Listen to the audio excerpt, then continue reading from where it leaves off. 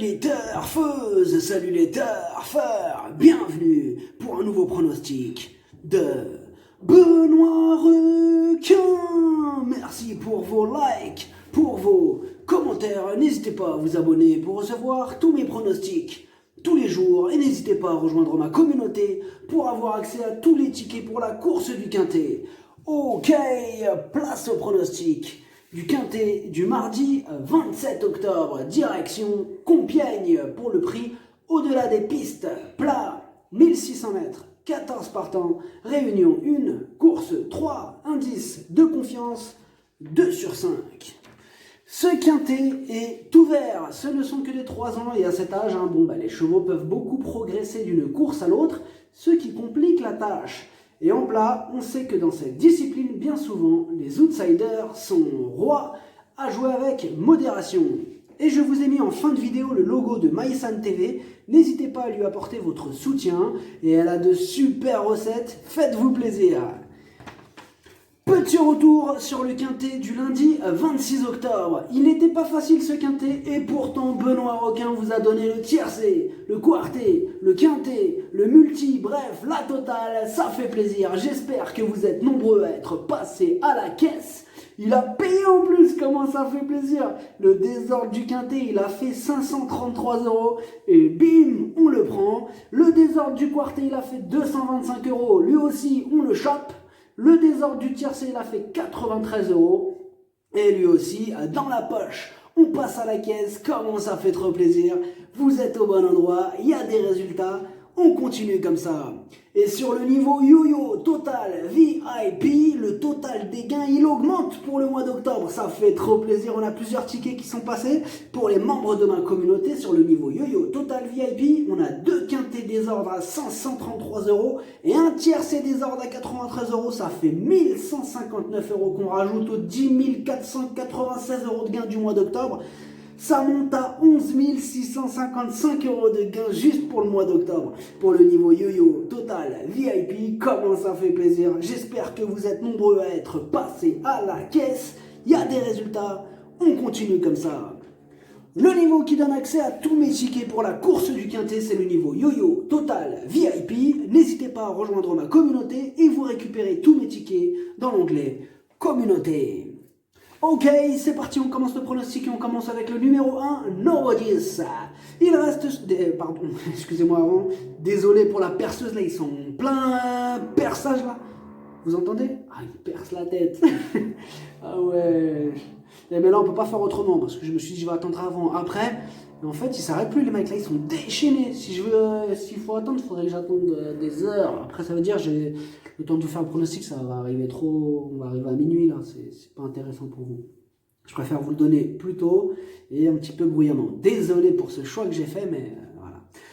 Alors, on commence avec le numéro 1, Nobody's. Il reste sur 2 échecs consécutifs. Sa valeur s'améliore, quitte ou double. Et on écoute...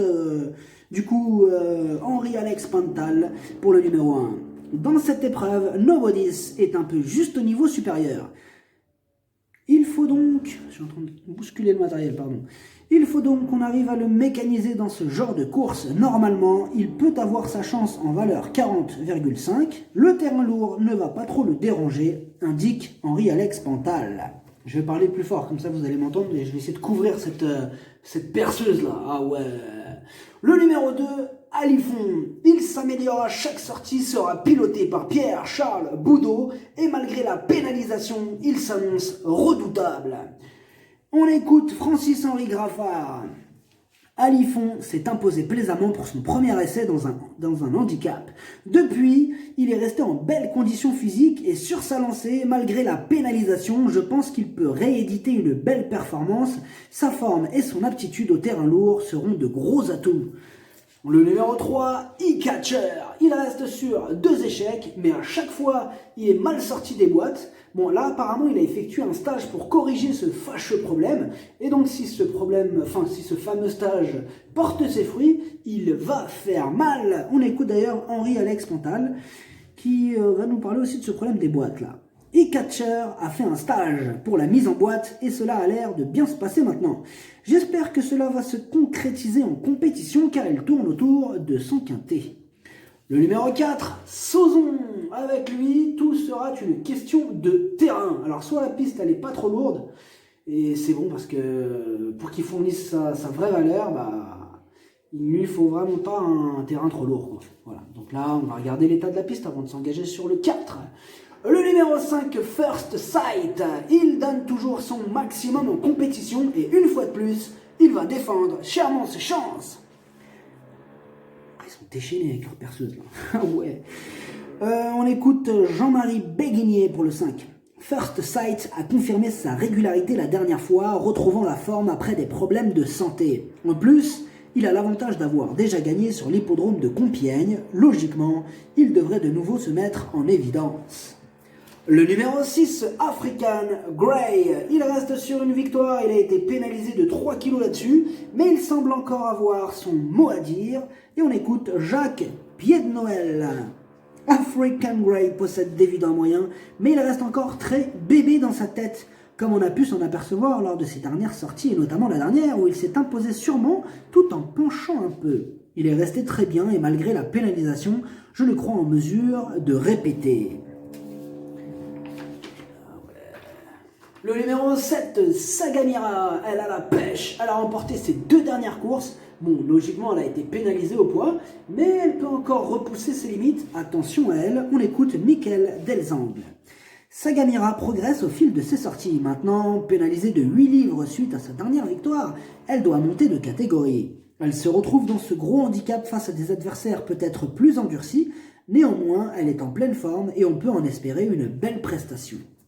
Le numéro 8, Laila, elle aussi reste sur une victoire, elle passe un test à ce niveau, mais vu ce qu'elle nous montre, elle semble en mesure de réussir son test. Et on écoute Madame Pia Brandt pour Laila. Laila, eh bien, on l'a raccourci et depuis cela se passe beaucoup mieux. On espère qu'elle vaut cette valeur-là. Elle a bien travaillé sur le terrain lourd, elle sera mieux ici sur 1600 mètres, il faut essayer. Déchaîné. Faites une pause les mecs là, avec la perceuse. Ah ouais, vous allez avoir une crampe. Non, ça doit être fatigant à la fin. Le numéro 9, Raja Luna. Ses dernières sorties sont bonnes. Dans ce lot, elle semble compétitive au moins pour une place. On écoute Antonio Spanu. Raja Luna a beaucoup d'atouts. Je pense que la distance est un peu mieux. Le terrain est toutefois un peu l'inconnu car cela risque d'être très pénible et la dernière fois je l'ai trouvée moins à l'aise que dans un meilleur terrain. Si tout se passe bien, elle devrait confirmer sa régularité. Le numéro 10, Aiguière d'Argent.